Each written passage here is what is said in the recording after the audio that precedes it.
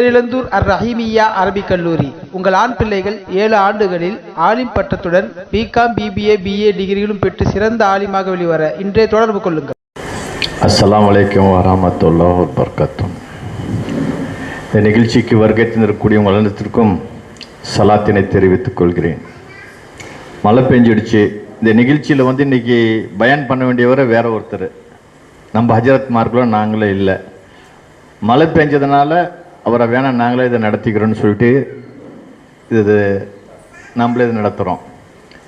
ஆக்சுவலாக இது என்னன்னு சொல்லி கேட்டிங்கன்னா, இமாம்கள் பேரவையுடைய நிகழ்ச்சி 12 நாள் 12 மொஹலா இப்படி தேர்ந்தெடுத்து ஒவ்வொரு மொஹலாலும் ஒவ்வொரு நாள் அப்படின்னு சொல்லி நடத்திட்டு இருக்கிறாங்க.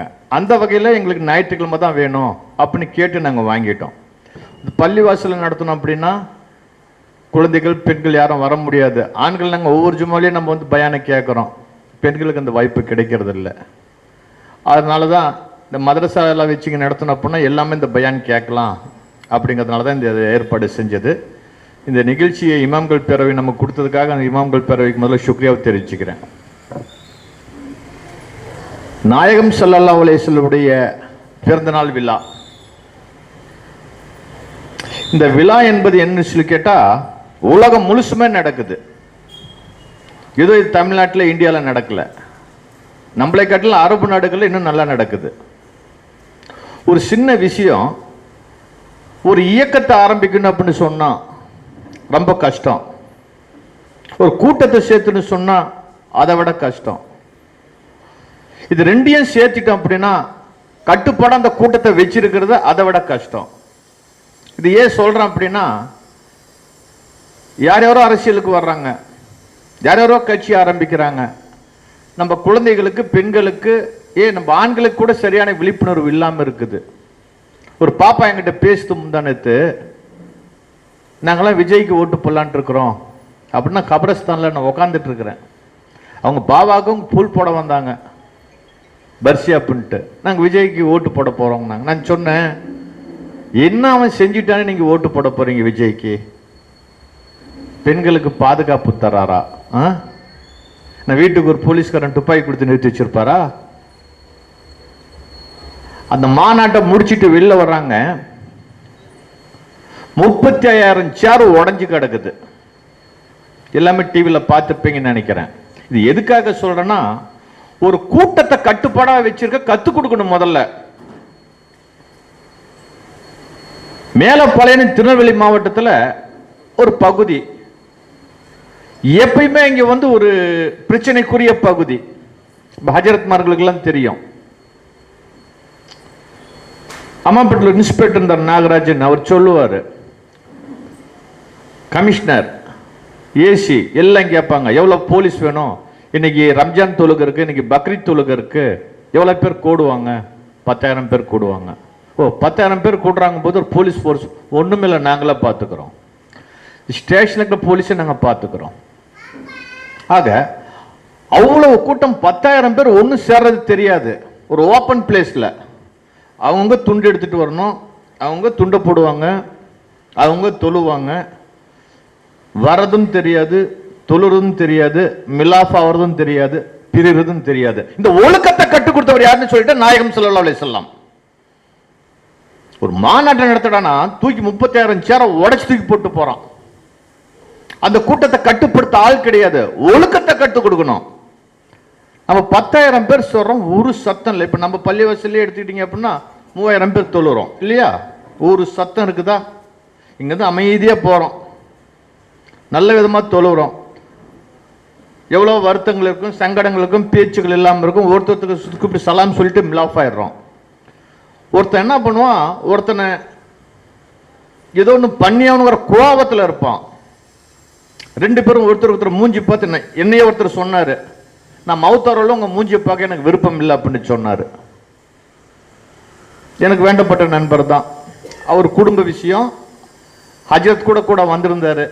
நான் நியாயம் பேசுறதுனால நம்ம மேல ஒரு கோபம் வந்துடுச்சு. ரைட், அல்ஹம்துலில்லாஹ் இருக்கட்டும். அதனால நான் மௌத்தாரோலுமே நான் உங்களை பார்க்க விருப்பலைன்னு சொன்னாரு. அது அவருடைய விருப்பம். ஒரு மிச்சர் கடையில் நின்று மிச்சர் வாங்கிட்டு இருக்கிறோம் நம்ம லாலா ஸ்வீட்ல. திரும்புறேன், பார்த்தா டக்குன்னு நிக்கிறாரு 8 வருஷம் கழிச்சு. என்ன அறியாம நான் சலாம் அலைக்கும், வலைக்கும் சலாம். அந்த எதிரியை கூட சலாம் சொன்ன திருப்பி வலைக்கும் சலாம் சொல்லக்கூடிய பண்பை கற்றுக் கொடுத்த நாயகம் ஸல்லல்லாஹு அலைஹி வஸல்லம் அவர்கள். இது எந்த மார்க்கத்திலுமே இல்லை. அவன் நேரில் வருவான், முன்னால போவான், அடிச்சிருப்பான், சண்டை போட்டிருப்பான், முறைச்சிக்கிட்டே போவான், முறைச்சிக்கிட்டே வருவான். எனக்கு ஆவலன்னு கூட வச்சுக்கோங்க, நீங்க எனக்கு ஆவல, நான் உங்களை பார்த்து சலாம் சொன்ன நீங்க திருப்பி நீங்க வலைக்கும் சலாம் சொல்லி தானே ஆகணும். நீங்க சொல்றீங்க திருப்பி நான் சொல்லுவேன்ல. இந்த மார்க்கத்தையும் இந்த ஒழுக்கத்தையும் கற்றுக் கொடுத்தவர் யாருன்னு சொல்லிக்கிட்ட நாயகம் ஸல்லல்லாஹு அலைஹி வஸல்லம். பிறக்கக்குள்ள எல்லாமே சாதாரண ஒரு குழந்தையா தான் பிறக்கிறோம். ஆனா மௌத்தாகக்கூடிய அந்த மௌத்துக்கு தரக்கூடிய மரியாதை ஒண்ணு இருக்கு பாத்தீங்களா, அமைதியான கொண்டு போவோம். வெறும் ஒரு 100 பேர் அந்த மோளத்தை வச்சு அடிச்சுக்கிட்டு ஆடிக்கிட்டு தண்ணியை போட்டு இந்த மாலையை தூக்கி அந்தாண்ட வீசி, அந்தாண்ட மாலை தூக்கி இந்தாண்ட வீசி ரோடு அட்டுலியம் பண்ணிடுறோம். அப்போ மவுத்துனா அது எப்படி அமைதியான கொண்டு போகணும், அது எப்படி அடக்கம் பண்ணணும். குழந்தை பிறந்துச்சுன்னா பாங்க் கொடுக்கணும், மவுத் ஆயிட்டா அப்படின்னா தொலை வைக்கணும். எல்லா ஒழுக்கத்தையும் கற்றுக் கொடுத்தவர் யார்? நாயகம் ஸல்லல்லாஹு அலைஹி வஸல்லம். அப்படி ஒரு நெறிமுறைகளை உலகம் பூரா இந்த மார்க்கத்தை பரப்பி வச்சிருக்காரு. சும்மா நீங்க நினைச்சு பார்த்தீங்கன்னா ஏறத்தாழ 54 நாடுகள்ல அரபு நாடுகள் மட்டுமே இருக்கு. இந்தியா வந்து அரபு நாடு கிடையாது. ஆனா இங்க நம்ம இருக்கிறோம், 30 கோடி பேர் இருக்கிறோம். அரபு நாடுகள் பட்டியலிடக்கூடிய Iran, Iraq, Saudi, Kuwait, Syria, Jordan, துருக்கி, இப்படி லிபியா, இப்படி சொல்லிக்கிட்டே போலாம். அது மாதிரி நாடுகள் மட்டும் 54 நாடுகள் இருக்கு. அப்ப இந்த உலகத்துல இஸ்லாத்தை பரப்புறதுக்கு அவர் எவ்வளவு கஷ்டப்பட்டு இருந்திருப்பாரு. அவருடைய நல்ல ஒழுக்கங்கள் என்ன இருந்திருக்கும். அவரை ஏத்துக்கிட்டாங்க எல்லாமே மக்கள். அப்படிப்பட்ட ஒரு தலைவரை நாம வந்து பெற்றிருக்கிறோம்.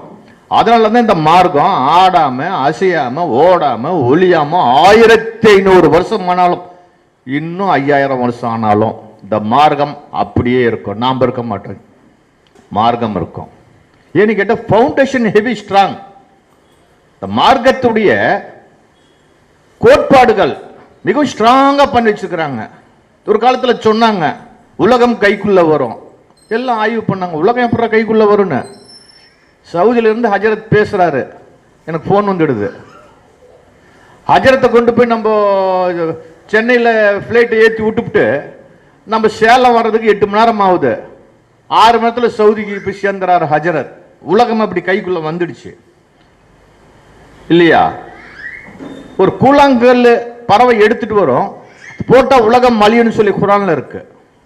அது ஏன்னா நீ எப்படி பார்த்தா அந்த பறவை தான் வந்து விமானம், கூழாங்கல் தான் அணுகுண்டு, போட்டா கதை முடிஞ்சது. இப்படி எல்லா விஷயங்களையும் மார்க்கம் வந்து முன்மாதிரியா இருந்திருக்குது.